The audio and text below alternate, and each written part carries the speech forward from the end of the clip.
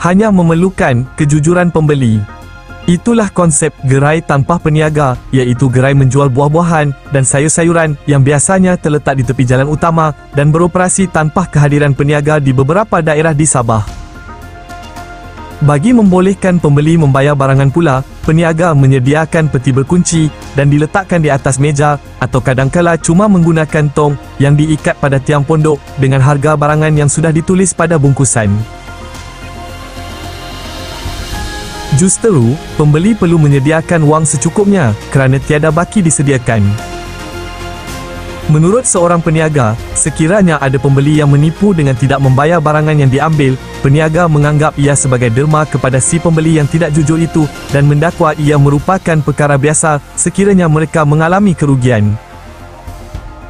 Konsep gerai tanpa jurujual yang menjual sayur-sayuran dan buah-buahan ini sebenarnya merupakan perkara biasa di beberapa daerah di Sabah pada era 1980-an seperti Kota Belud, Kota Marudu, Tawau, Sandakan dan kawasan pedalaman yang lain.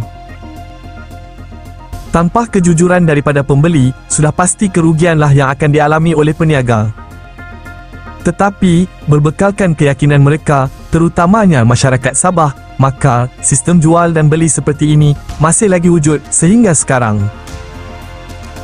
Seorang peniaga menyatakan, kebanyakan peniaga tidak ada memasang kamera litar tertutup ataupun CCTV untuk menghalang pencuri mencuri hasil jualan kerana ia terserah kepada kejujuran masyarakat. Namun, beliau tidak menafikan, terdapat juga pencuri yang muntah darah atau cirit-birit akibat mencuri barangan yang dijual di gerai tanpa jurujual tersebut.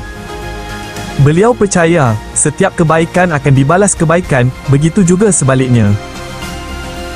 Mereka yakin untuk meninggalkan barang dagangan mereka, berbekalkan keyakinan dan kejujuran.